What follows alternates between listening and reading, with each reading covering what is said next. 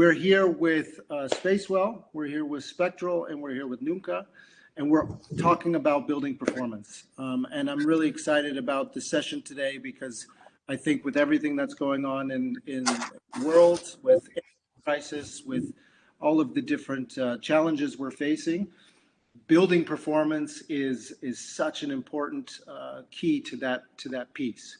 So what I'm going to do first is I'm going to take you through a few slides just to talk about the Smart Building Collective, the certification itself, the module around building performance, and then we're going to dive into our expert panelists to talk about this topic. Hopefully my slides will let me progress.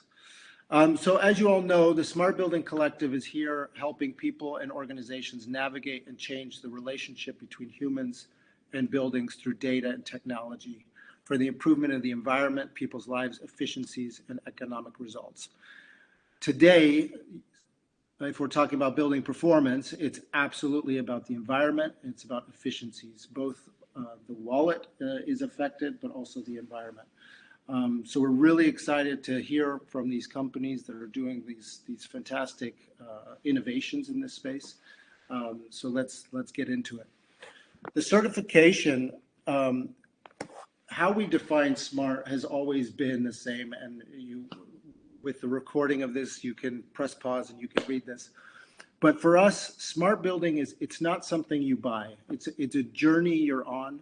It's not about the data. It's about what you're doing with that data. And it's about constantly evolving and improving and optimizing based on that data. And I think what you're going to hear today from all three of these speakers is very much in line with that vision. It's about improving buildings constantly, and it's never done. So our framework looks at smart buildings in a number of different ways, right? We have a modular approach to certification. We have a module on building usage, which is how does the asset, how is it utilized? Thinking about occupancy management, thinking about amenity usage, these types of things. We have a module on building performance, which is what we're talking about today. This is all about energy, waste, water, how is the building actually performing. We have a module on environment, which is all about your health and wellness, safety and security, which is your physical and digital, and then user behavior and collaboration. How are people interacting with the building and interacting with each other? Today is the first of a series that we're launching where we're going to dive into each one of these modules specifically, and we're going to hear from experts in each of the areas of a smart building or of real estate to talk about how can you better manage each of these aspects. And today we're going to be talking about a big chunk of building performance. So building performance module in the smart building certification is looking at everything from cleaning to waste management to machine monitoring, maintenance, water management, and how you are optimizing your water usage. But one of the biggest components of building performance is really looking at energy, the building management systems and how they're accessing and using energy, and HVAC management, of course, being one of the biggest components of that energy use. So the three companies that we're speaking to today are very much experts in this field. So instead of us telling you exactly how you should build a smart building, we think it's actually better that the collective helps you understand the pitfalls, the things to be thinking about, and how to optimize these things moving forward. One of the big modules as well in the smart building certification, as we said, it's not only about the data, it's what you do with it, is governance and process. And in order for governance and process to be effective, we're looking at how is the leadership involved, how are you producing change management and supporting the organization, understanding how these technologies work. So what we've done today for our event is really break it into those different chunks, looking at making sure that we're measuring sustainability, reducing costs wherever possible, and increase asset valuation and improve efficiencies. So out of all of the promises of the certification, this is really four of the main blocks that we're going to be covering with energy consumption. The three speakers, we've broken it up to make it as much of a master class as possible. Veronica from Spacewell is going to really dive into the current landscape of the market. What's going on with energy, with the environment, with the different challenges that we're dealing with. And then we're going to dive into the technology itself with Jan from Spectral. We're going to talk about what are the pitfalls when thinking about implementing technology like this? What are the things that we can optimize? What are the things that we should be thinking about when trying to make something like this efficient and making buildings more efficient? And then Miko from Nuuka is going to help us from the human perspective. So how do we make sure organizations are ready to dive into this and make human performance a key building performance a key aspect that we're looking at. So without further ado, I'm going to jump into our speakers and I'm going to hand over to Veronica to get us going on the presentation.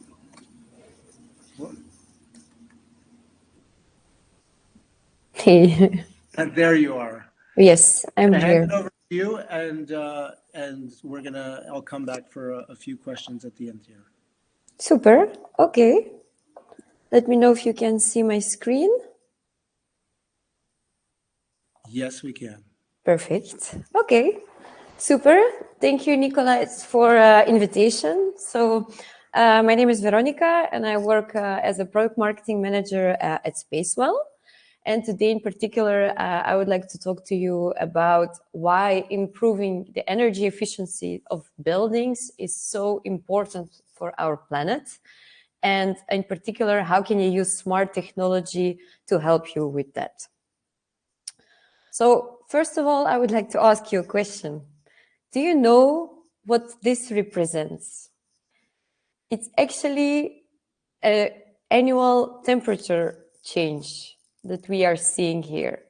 So you can clearly see that the Earth is overheating and that we really have to do something with that.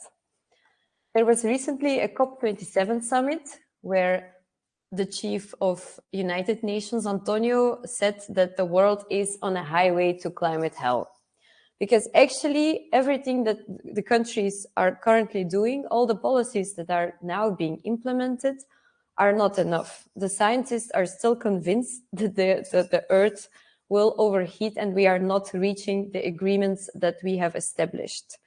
So this year you have also probably seen there were so many more extreme weather events. And again, scientists are convinced that most of them were caused by the human activities. So basically, there are a lot of consequences to the climate change. There will be not enough water supply in some areas.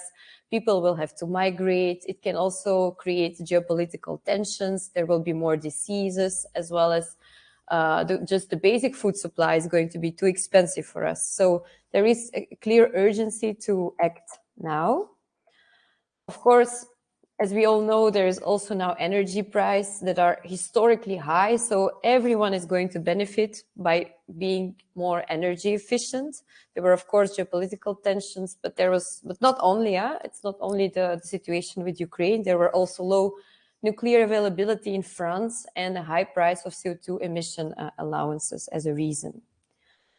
And so why improving energy efficiency of buildings will help to also have a positive effect on the planet, simply because the buildings only in the EU account for 40% of final energy consumption and 36% of energy-related greenhouse gas emissions. And if we just look at existing buildings and the existing building operations, they account for 27% of CO2 emissions, which actually means that by just optimizing the energy efficiency of buildings, we are already going to help the climate change matter significantly. But of course, the biggest question is, how do you do it? Where do you start? it's not all that simple. And remember one thing, that the cheapest kilowatt per hour is the one that is not consumed and it generates no emissions. So actually the fastest way for us to make a change already now is to just try at least to consume less.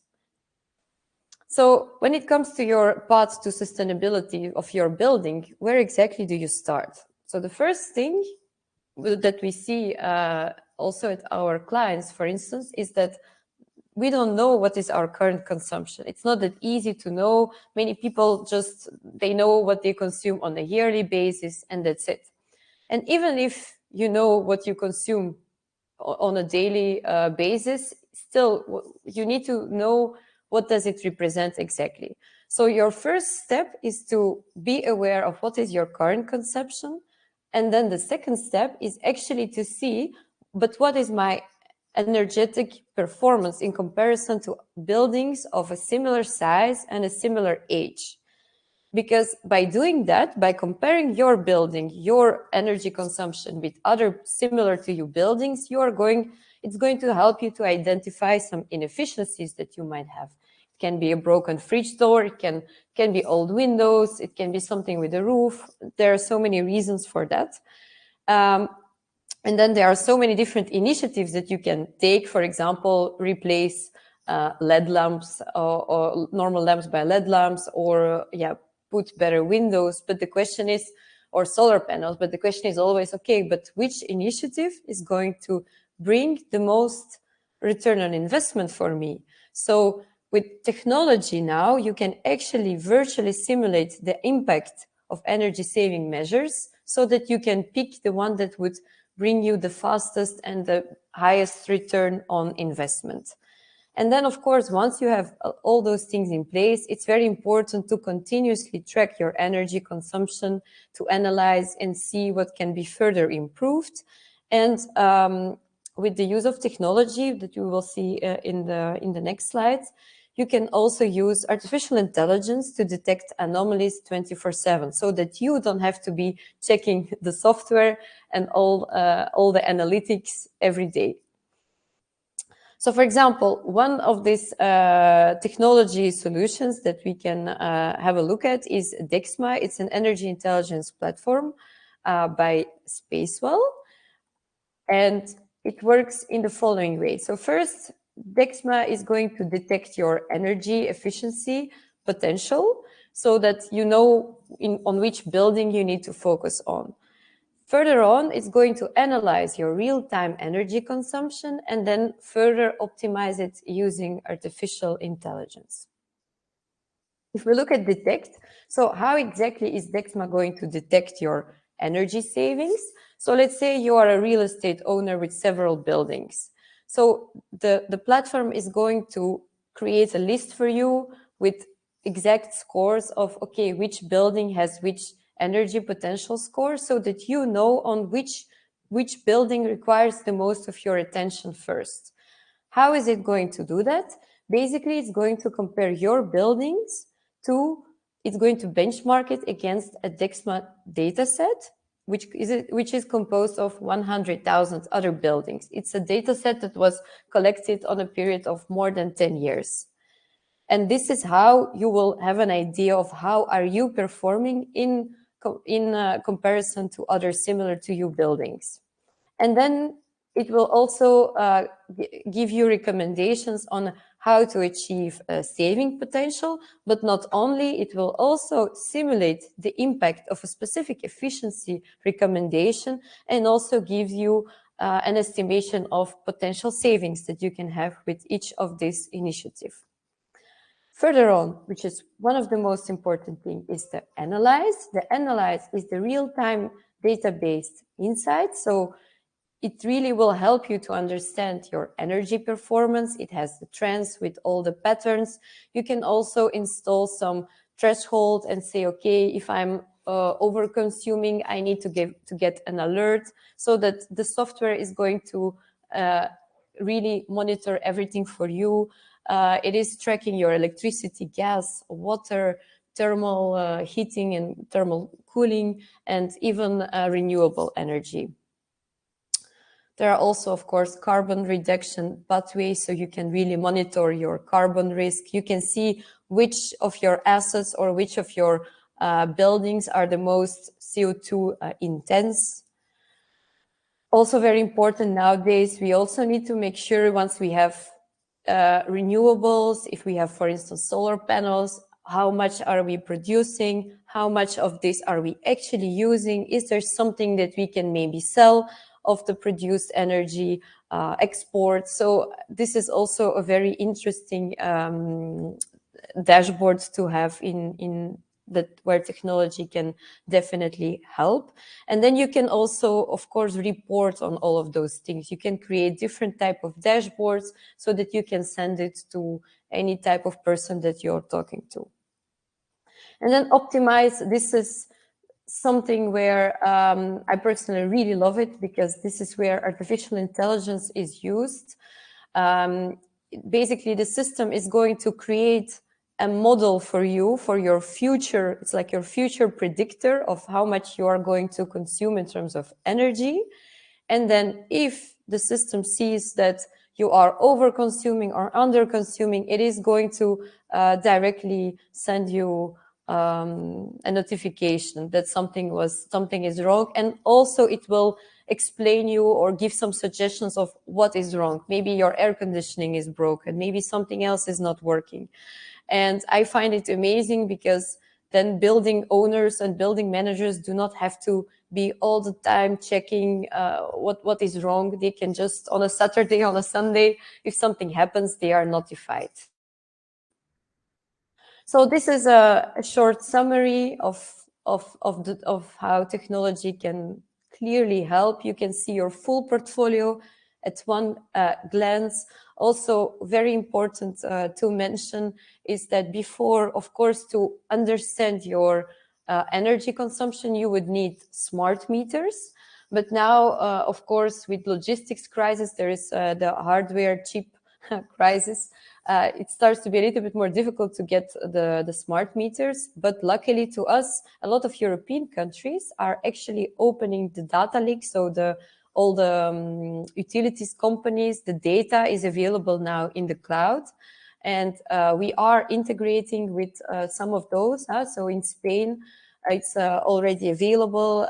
In Fluvius in Belgium, it's also available as of this summer.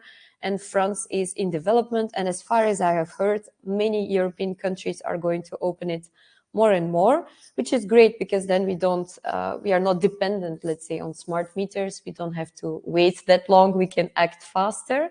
And it's also, of course, less investment. So also the interesting thing is that you can, of course, get informed wherever you are, because it's all mobile responsive. You can have so many different dashboards.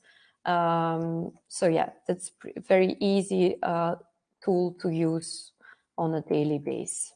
And so let's talk about success. So we have different success stories, but I have selected my favorite one because I like to travel, and I travel often to different countries. And I love Radisson Hotel because they always offer very nice services.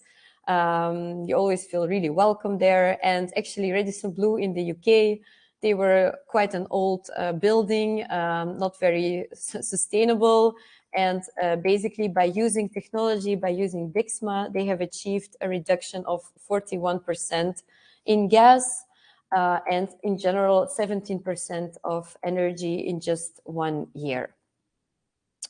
So I'm, of course, not only representing our energy solution. I'm here from Spacewell. At Spacewell, we have solutions, software solutions for a smart workplace, for integrated workplace management systems, where we also use Internet of Things technology to really make sure your building is healthy, that we have air quality data and temperature, and that your people can collaborate using the workplace app and find their colleagues and book their space.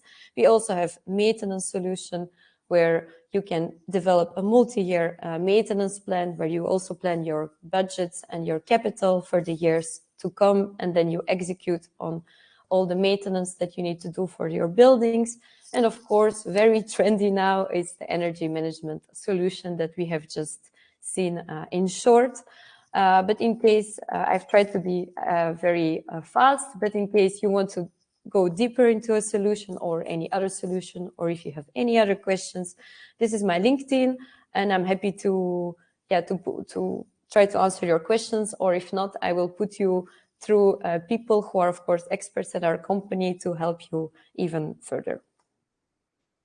Thank you so much. And you can also, through SBC Online, you can contact her directly. You can also go to the Spacewell page and contact them directly there.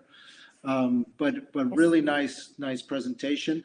What are you seeing as kind of the biggest driver right now? Who's the one pushing the purchasing process for you? Is it purchasing? Is it the building owner? Is it the tenant? Is it more ESG compliance that's coming in? What do you think is most? I think indeed it's the ESG that is becoming really, really important for a lot of companies, and the aspect also of social, because the employees, the tenants, they are also becoming more and more important in the ESG sector, of course, as well. So I think that indeed the ESG trend is very, very important, and definitely the increase in energy prices is also something that makes everyone much more conscious about their energy consumption, definitely. Yeah, absolutely. Thank you so much. We'll bring you back on at the end for a panel with all of us. Thank you. And have a discussion. And I'd like to now invite Jan from Spectral onto the stage.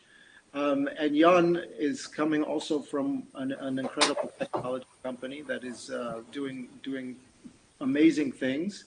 First of all, did you agree with the process that she's speaking about, and do you have something to add to that? No, I do agree, because basically it starts with gathering data and seeing where you're at, and I think that's the most important thing, and build from there. And especially I didn't know the company that well, but especially the model to predict potential savings and modeling towards the future is really nice, just based on energy data. So impressive. Yeah, absolutely. And what I want to talk to you today about, and for the audience, is when you go to put in a technical solution to optimize energy, optimize building performance, what are the technical things that people should be thinking about? Is it difficult to do? Is it easy to do? How do you view that?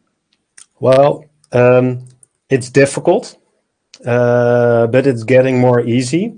Basically, to describe the process, what we do is we always start with energy data, because that's the basis. There you can detect abnormalities. And then you move over to BMS integration, so you can gather the HVAC information, because those are the main drivers of energy consumption. And integrating with BMSs, that's quite difficult, because every BMS is different. It's built in a different way. You have different protocols. You're highly dependent on cooperation of installers who are maintaining the BMS. We're learning there very fast, so we're making it way more easy to integrate, but it is a difficult process. And even when you're integrated, you see a lot of issues within the system that needs to be fixed, but that's also part of improving the building and the building performance. So it's also a good thing. Yeah, absolutely.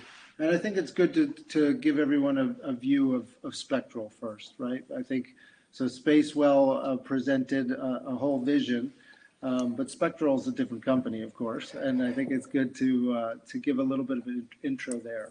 Yeah. Well, it's an entire ecosystem. Spectral operates in the complete energy transition domain.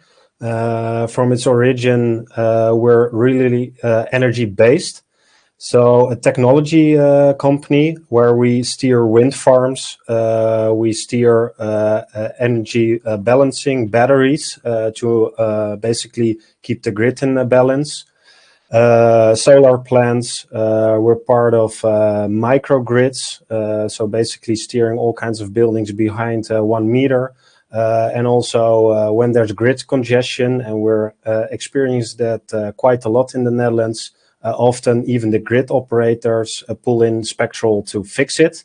And then we have the real estate domain, where I'm responsible for, where we basically from integrating with third parties to get the data, give the insights, to take over control of office buildings, to automatically optimize the energy performance of a building. So it's quite broad, but it's all about well, being part of saving the world. Yeah, and what would you say is the biggest kind of hiccup there, or the biggest challenge, or do you find us on a trajectory that's good for us? I think everything is moving the right way, and that implementing technology is getting easier. One way driven due to, well, it's being around, it's developing faster, so it's known to people. I think the current, well, energy price crisis also really contributes to people more willing to try for them new technologies, because, well, it's good for the wallet, basically. Yeah, I think the biggest issue in the past was just it being new and not known, and it's becoming more common. So that it's moving faster, but still, I think it should move way faster. And also sometimes, if you look at well, my colleagues from the grid congestion, often also regulations are the issue of really implementing technology that's proven, but just regulations are not fit for doing it. So that's also part of the problem. So when you go to transform a building, you have a developer or an owner who's interested. What is the process that you would take them down, or what is the process you would recommend from their side? I know you come from real estate in your previous life. Yeah. So if you were a building owner and you were thinking, okay, I need to make my building better, what would be the process you would take? Yeah, well, a good thing if the building owner wants it, because, well, in the end, he makes the decisions in the building. So that's the biggest gain. If he's on board, we'll make it happen.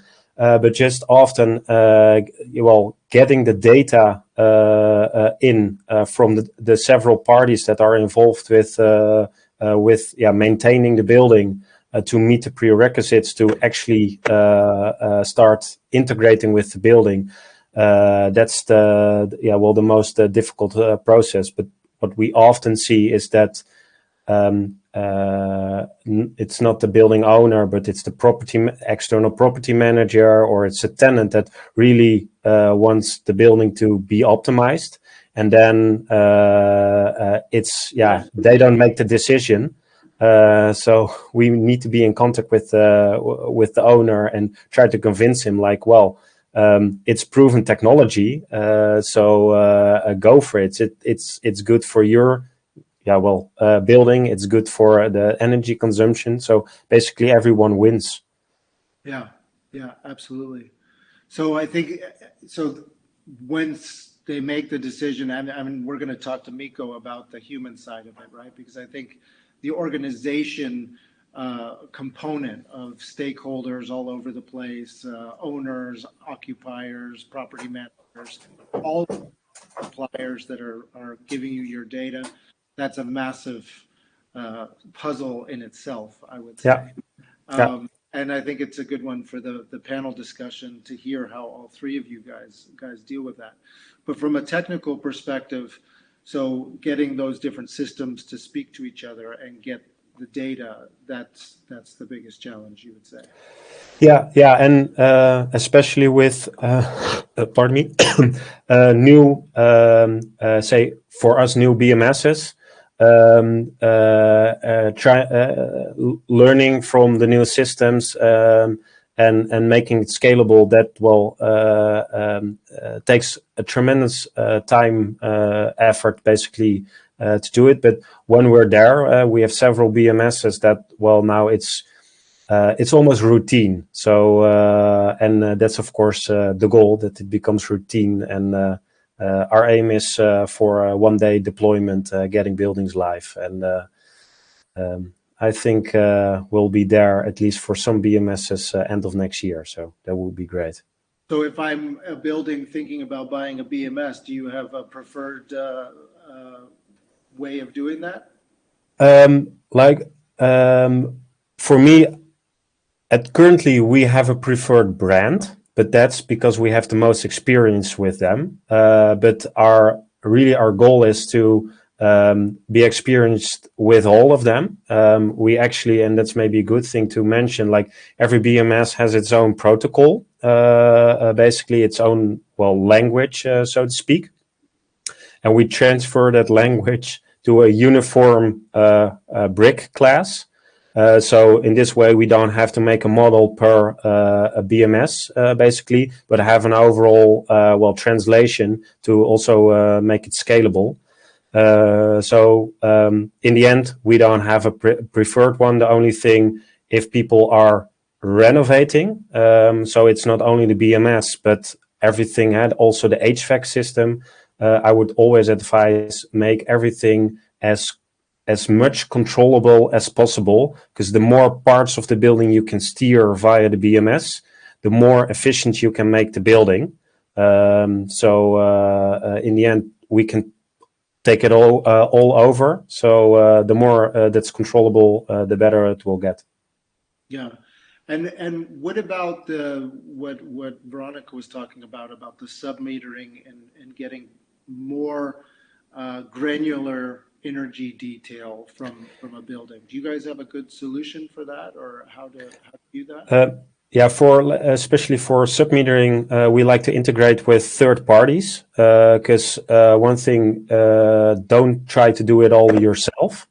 And for us, we get the most insights really for the HVAC and the BMS data, and then in combination with main meter data. In some locations, we do have submetering, so you get specific usage of parts of the system. That is useful, but I rather have a higher granularity of, let's call it sensor data or HVAC data than the energy data, because that's mainly also to prove to the client, like, okay, we're actually saving the amount we promised. That kind of stuff. So for us, it's sorry. So really, the head meter is what you're most interested in, of course. Yeah. Okay.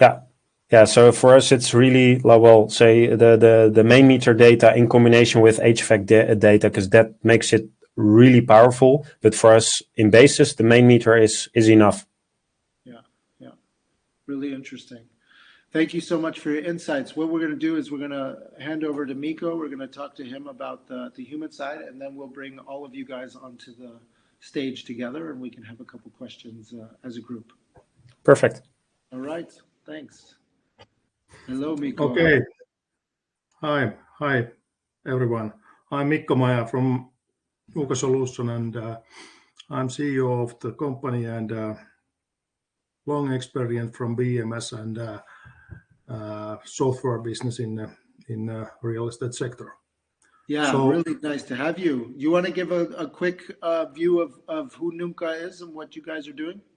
Yeah, actually, we are a software company, and we develop AI application to optimize mainly commercial and public building performance, which practically means HVAC system, heating, cooling, and ventilation, and the condition monitoring as well. And shortly, I will show a couple slides of that. Yeah, okay, that sounds good. Do you want to do that now? Do you want to first have a chat about the human side? Because often you guys have been doing this for quite a while now. And when you go to transform these organizations, when you get this technology in, what are the biggest challenges as far as the human side is concerned? I kind of wanted to cover that with you in this session. Okay, good, really good question. That of course depending on organization, but if we look at the commercial side first, that usually they use external partners like a property manager and facility management companies. They don't have their own people at all. So like our challenge is often that we have to prove that idea to optimization for building owner and property manager as well, and maybe that's the biggest challenge. And I don't see the technical challenge so much, but the people are key. And if we look at the public side, it's a totally different game then. And of course there is a people, and they think that we can do the same with the BMS, and many times that kind of companies, like we provide new technology, we have to prove that it's not really same that what you're doing with the BMS, and have to prove the results and change the people mind that okay, this is absolutely new way to work, and yeah, sometimes that ask a lot of time and efforts. Yeah, and Jan was just saying that one of the biggest challenges is you're getting data from all kinds of different providers, right? Different suppliers, different parts of the building, different. And do you? I mean, you all are in Finland.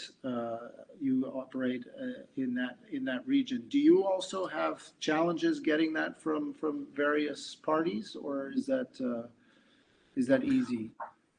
Well, actually, we have an installation in 10 countries, but we have developed integration to PMS and IoTs and external IT systems now to 10 years, and maybe 100 different kind of integration are ready. And the technical part is not big challenge, but a very simple thing that how to get the internet access. If there is a lot of organization and people, they have to decide who ordered that internet access. That kind of very simple thing, but sometimes these are really barriers and obstacles, and takes a time to solve. And yeah, well, Nordic market, I have to say that BMS system are quite good level. So new modern protocols are available, and that kind of maybe very old systems, very old legacy systems from 20 years ago or something, that this could be a problem. But these are anyhow at the end of the life, the BMS life cycle. So maybe people are the problem. Yeah, I find that the technology is actually becoming less and less the challenge and the issue. Yeah, what you said, right? The technology is coming very far, and it's actually speeding up, and the evolution and innovation is getting better. But I think the biggest challenge now is the organization and the people and the willingness, right? And we also see often is that there are parties involved that may feel also threatened by these kinds of changes, right? These kinds of adjustments that are happening to their systems or to their process or to their value proposition. And I think how do we break down those silos and get everybody moving in the same direction?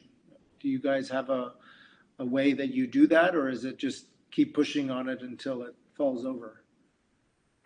No, actually, we often play that role that we collect all the data in one place, like a Nuuka platform. So it's a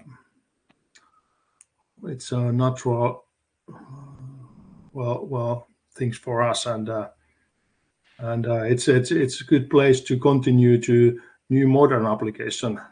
When you have a data, you can easily expand application with nowadays with AI mainly.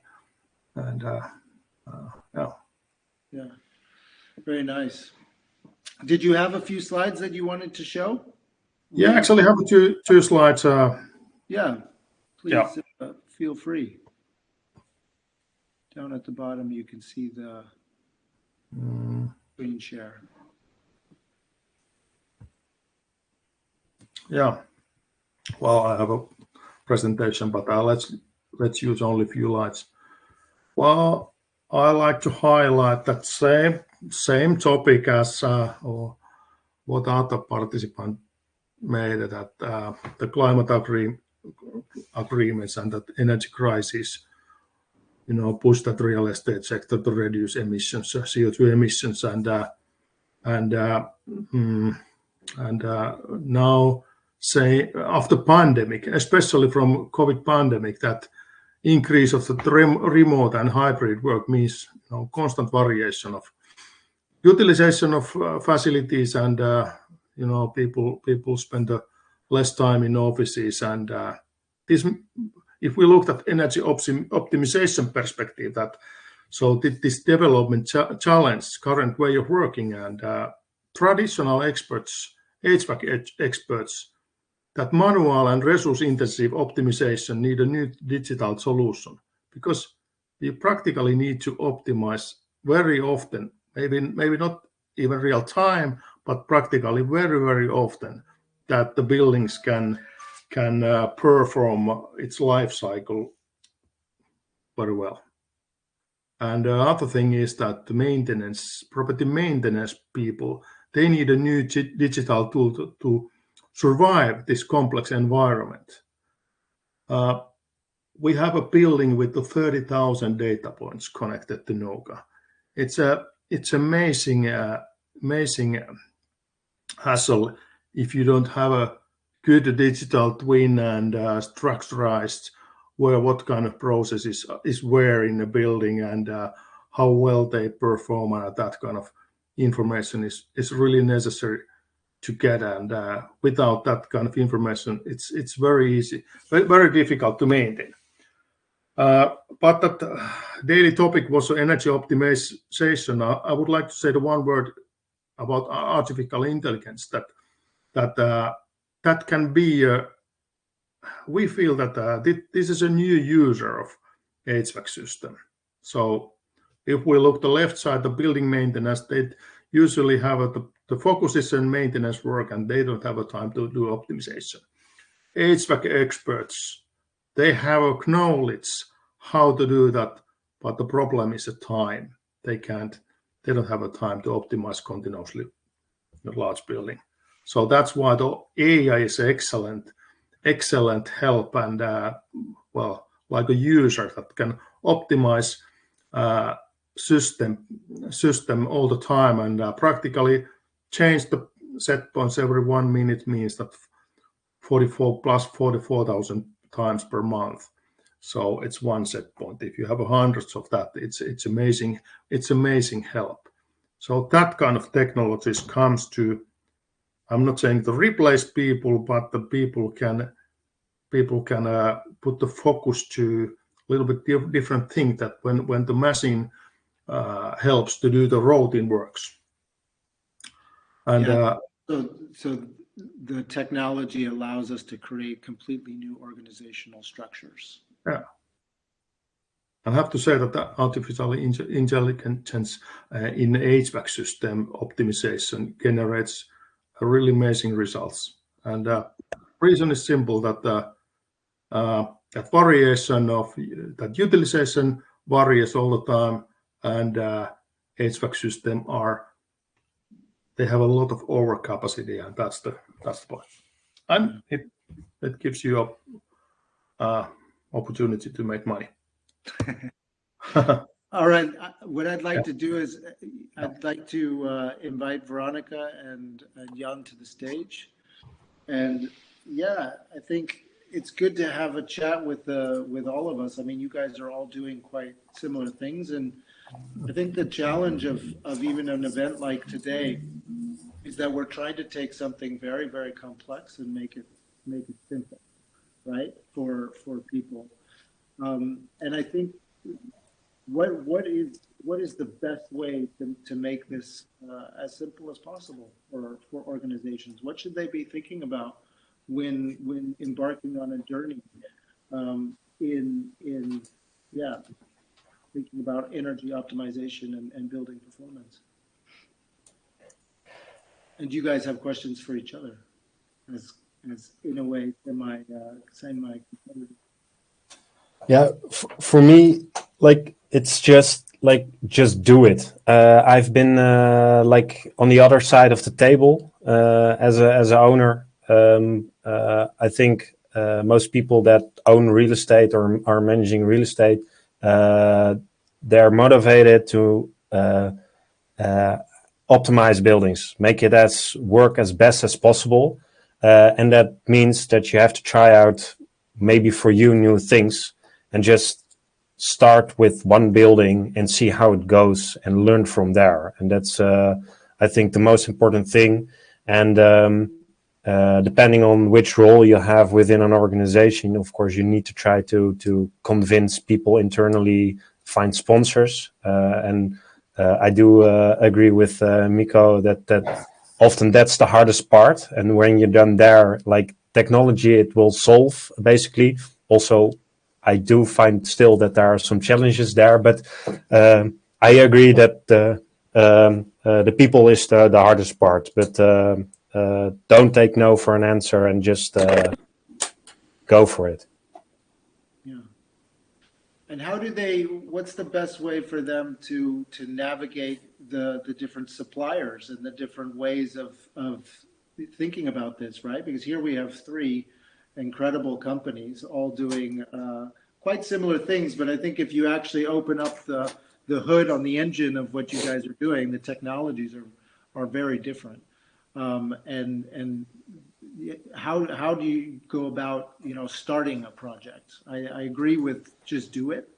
I think that's a good way to think about it. But where do I start? In our case, also we know, of course, investment is a big blocker, and the initial investment that you need to do in, let's say, smart meters or in any type of technology that you need for that. So that's why what we sometimes also advise is to just start with historical data that can be just gathered with invoices, for example, and then you can convince, then you have more and more arguments towards then the real estate owner and then your director. You really see the benefit of the system. And this is how we get then, little by little, more people on board, because then you can share the results. You can see, okay, this is the energy efficiency potential that we have. And if we will invest more in maybe those smart meters, then we can actually have the following even more results, even more impact on our building. I like that. Start small and build up, right? Don't think that you have to do the whole thing at once. Yes, and now that we can also integrate with the data companies, like Fluvius in Belgium, will definitely open so many doors. You don't even need to invest in smart meters anymore, for example. Yeah. All of the energy companies putting their data in the cloud. But it's not yet available for all the countries. It's really something new. It's coming now in Belgium. Everyone is getting digital meters, I think. But for other countries, It's also the same. And that's open source. This is new to me as well. That's the first I've heard of it. So that's open source data where anybody can access it and yes. on it. Yes, for example, now me as a consumer, I have the right also to be able to know what is my energy consumption monthly, for example, because now actually we don't know. I don't have digital meters till last month, so I didn't know how much I was consuming. It's only end of the year, but with the current energy crisis, this is not tangible. You should be able to know what you are consuming, right? So I think this is the reason why a lot of European countries, they have to be more transparent. They have to open. They are pushing those utilities companies to share the data. But it's still closed in the sense that you can't see your neighbors. Or can you do that as well? No. Probably not, but yeah. Not yet. Really interesting. Do you all have any questions for each other? Any closing remarks? No, I wanted to get back at your first question, how to go about the different vendors. Yeah, for me it was, well, kind of a logic process, making a long list with parties that could provide, in this case, HVAC optimization. And then from there work towards a short list, and also really dive into one vendor is maybe a better fit for a specific building than another. Looking at HVAC optimization, a lot of them have a threshold with a certain size of the building. Below that, there's no viable business case. And just then end up with, I don't know, 3 parties, make sure there's a quotation, and of course, ideally test them all 3 out. Well, not every company will you be so lucky that you can try out 3 different vendors, but make a decision based on that track record. How much experience do they have with certain BMSs or certain countries, and based on that make a decision. It should be as easy as that. Absolutely. Mikko, do you have any closing remarks? Well, quite similar experience. Usually we start with the pilots. We propose the pilots and show the value and result. It's quite easy way to go. And but depending on the customer situation, that some of these are very far. They have data from many buildings, and they can actually offer data to application on top of that. And it varies a lot. This is very fragmented market, and a lot of different kind of, different kind of stakeholders, and in different situations. Definitely, and that's what we're working towards doing, is breaking down those silos, getting the communication to be open and clear and transparent for everyone, and help that process of finding the right vendors and the right partners and the right suppliers to help you on your journey. And here are 3 incredible ones, right? So for our audience, if you have questions or challenges in this area of your building, Spectral, Nuuka, and Spacewell are 3 great companies, and actually they would be all willing to have that quotation discussion with you. And I think it's best to have a couple around the table, and just like Jan said, learn from them, see which one fits, see which one fits your culture, the way of working best, and go from there, and see how to optimize your building. I want to thank you all very much for your time and your effort and your wisdom. I look forward to the next time we get to discuss and bring more of this knowledge to the market. You're welcome. Sure. Thank you for the invite. Thank you. Thank you. Yes. Talk to you soon, huh? Yes. Okay. Bye-bye. Cheers. Bye-bye. Bye-bye. Bye-bye.